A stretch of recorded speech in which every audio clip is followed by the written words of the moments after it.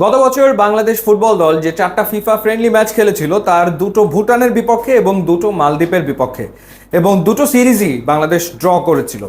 এবছর এশিয়ান কাপের বাছাই পর্বের প্রথম ম্যাচে ভারতের বিপক্ষে মাঠে নামার আগে প্রস্তুতি ম্যাচ বাংলাদেশ খেলতে পারেনি। ইন্ডিয়া খেলেছিল মালদ্বীপের বিপক্ষে এবং বাংলাদেশ কিছুটা আক্ষেপ নিয়েই ভারতের মুখোমুখি হয়েছিল প্র্যাকটিস ম্যাচটা না খেলতে পারার কারণে।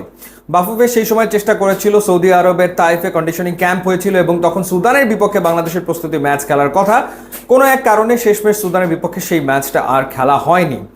দ্বিতীয় ম্যাচে এশিয়ান কাপের বাছাই পর্বে বাংলাদেশ ঘরের মাটিতে 10ই জুন মুখোমুখি হতে যাচ্ছে সিঙ্গাপুরের বিপক্ষে এবং এই ম্যাচের আগে বাফুফে এবার মরিয়া চেষ্টা করেছে একটা প্রস্তুতি ম্যাচ আয়োজনের এবং সেই প্রস্তুতি ম্যাচ নিশ্চিত করেছে এবং সেটা জুনের 4 তারিখে। অনেকগুলো দেশের সাথে বাফুফে যোগাযোগ করেছে। বাফুফে চাইছিল একটু তুলনামূলক শক্তিশালী দলের বিপক্ষে প্রস্তুতি ম্যাচ খেলতে। সেই ক্ষেত্রে তারা আসলে প্রাধান্য দিচ্ছিল মালয়েশিয়া কিংবা সুদান, এমনকি সার্বিয়ার সাথেও আলোচনা আসলে ছিল। আরও বেশ কয়েকটা দেশের সাথে আলোচনা করলেও কোনোভাবেই আসলে সময় মেলাতে পারেনি কারণ ওই দেখা যাচ্ছে যে ফিফার ওই উইন্ডোতে সবারই ব্যস্ততা রয়েছে এবং সেই কারণে শেষমেশ ভুটানের বিপক্ষে বাংলাদেশ আসলে প্রস্তুতি ম্যাচটা খেলবে। সেটা হচ্ছে জুনের 4 তারিখে।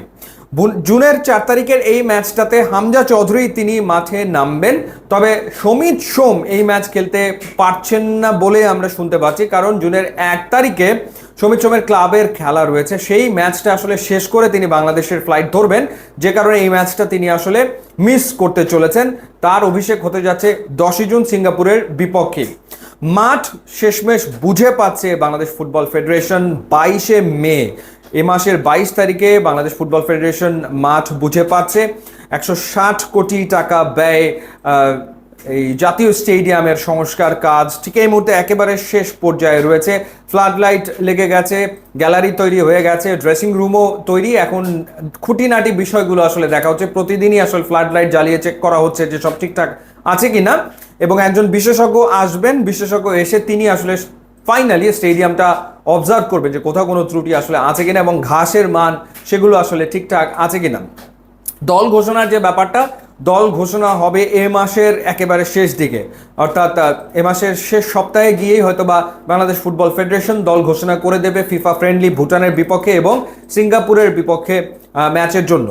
তো তখনই আসলে দলটা পাওয়া যাবে এবং যে ক্যাম্প শুরু হওয়ার কথা সেটা 1 তারিখ থেকে হাভিয়ার কাবরেরা তিনি তার শিষ্যদের নিয়ে মাঠে নেমে যাবেন এই 2 ম্যাচকে সামনে রেখে। তো এই হচ্ছে ফুটবলের খবর যতটুকু আসলে জানলাম। দেখা যাক যদি কোনো পরিবর্তন এসে থাকে সেটাও নিশ্চয়ই আপনাদের জানানোর চেষ্টা করবো। ইউটিউব ইনস্টাগ্রাম লিঙ্ক দেওয়া আছে, যোগ দিলে খুবই খুশি হবো। And thanks for watching.